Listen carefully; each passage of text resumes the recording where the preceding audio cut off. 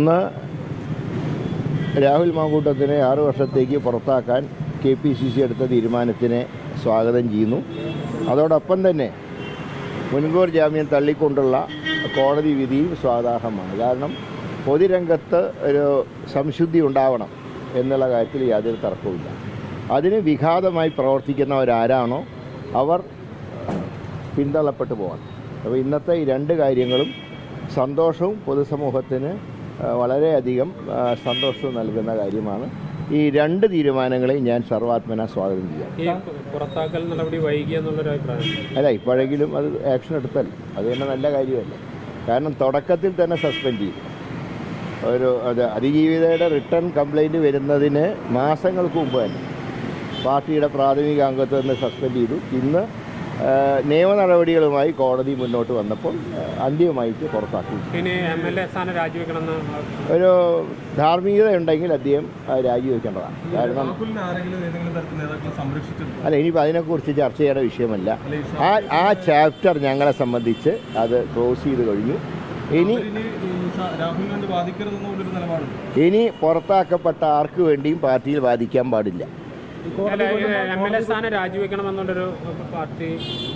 അല്ല, പാർട്ടിയെ സംബന്ധിച്ച് ഞങ്ങളുടെ എല്ലാ നടപടികളും പൂർത്തിയായിട്ടുണ്ട്.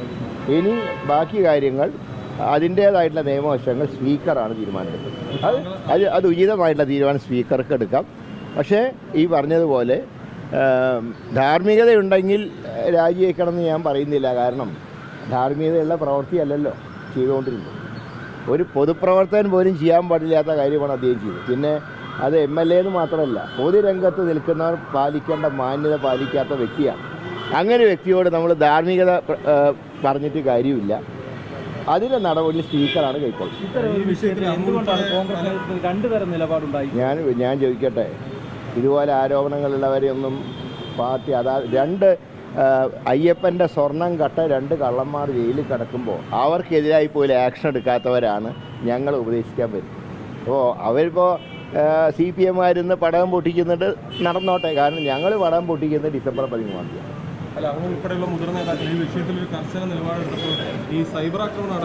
സൈബർ ആര് വില വയ്ക്കും? ഞാൻ പറയുന്നത് കൂലിത്തല്ലുകാർ ആര് വില വയ്ക്കാൻ?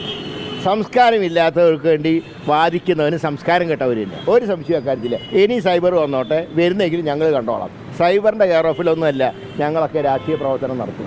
അങ്ങനത്തെ ഏർപ്പാട് ഞങ്ങൾക്കില്ല. അവരാരും കോൺഗ്രസ്സുകാരല്ല. അവർ ഈ രാഷ്ട്രീയ രംഗത്ത് നിന്ന് മാത്രമല്ല, പൊതുരംഗത്ത് അപമാനകരമായിട്ടുള്ള പ്രവൃത്തിയെടുക്കുന്ന നീചശക്തികളാണ് ഈ സൈബർ എന്ന് പറയുന്നത്. അവരെ ഞാൻ ചോദിക്കുന്നത്, കേരള പോലീസിന് ഇനി എന്താ പറ്റി? ഒളിവിലിരിക്കാതെ പിടിച്ചുകൊണ്ട് വരണം. അതിനാണ് പോലീസ് എന്ന് പറയുന്നത്. അതും ഇങ്ങനെ നടക്കുന്ന ഒരാളെ അത് കഴിഞ്ഞില്ലെങ്കിൽ പിന്നെ പോലീസ് എന്ന് പറഞ്ഞ് നടക്കുന്ന എന്തിനാ? അതാണ് ഞാൻ പറഞ്ഞത്. ഇനി മീശ വെച്ച് നടക്കുന്നതിന് കാര്യമില്ല. പിടിച്ച് കൊണ്ടുവരട്ടെ, കൊണ്ടുവന്ന് കോടതിയിൽ ഹാജരാക്കട്ടെ.